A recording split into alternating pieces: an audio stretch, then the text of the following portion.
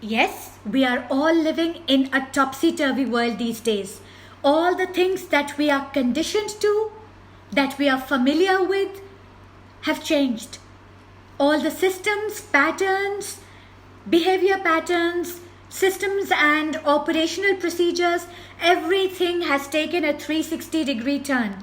And we are trying to recognize and respond to and react to, and most of all, adjust to the new systems and the new pattern of things.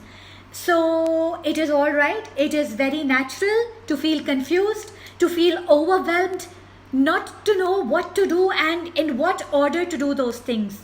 Yes, our priority lists have changed and have to be changed. For example, in order to deal with financial worries and financial issues, I think it is best if we all rethought and rearranged our expenses list, that we became very saving oriented instead of being spending oriented, that we completely remove all kind of waste of resources, that we become very thrifty and very careful and sensible and money savvy. And this should have been our way right from the beginning. We shouldn't wait for any hardship to bring out the best of our abilities, to bring out the best in us.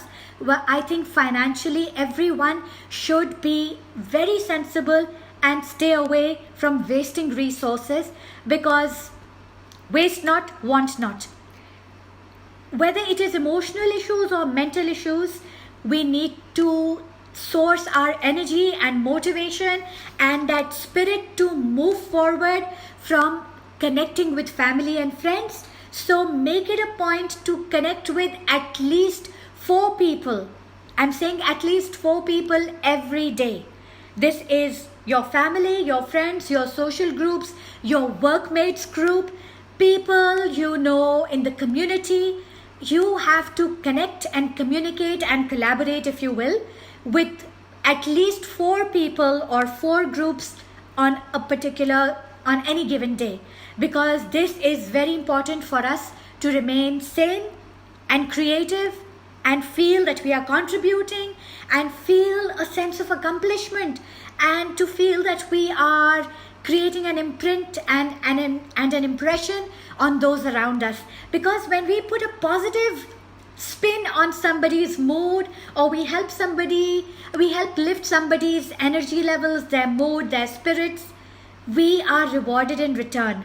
So it is, I know it's been said a billion times, but when we are helping someone else achieve something, we are actually achieving the same thing for ourselves, maybe in greater measure. If we are helping to relieve somebody of their confusion or their low sense of self-esteem, or they are feeling zoned out, or they've lost focus and they need to get things back into perspective and feel positive again and feel recharged to approach their work, their life with renewed vigor. And if you're helping them get back up on your feet, imagine what wonders that will do for your own self. So make sure that you are helping somebody achieve their well-being, helping somebody feel well again, because you will be doing yourself a huge service and favor, hand in hand. Above all, don't feel alone. Know that each and every one is experiencing new things, new challenges, new worries, new thoughts, a new way of looking at things, and rethinking and relearning and unlearning a lot of things. So don't worry, stay connected, stay open, stay in close connection with family and friends, and don't worry or despair at all, because things will get better and things will get smoother.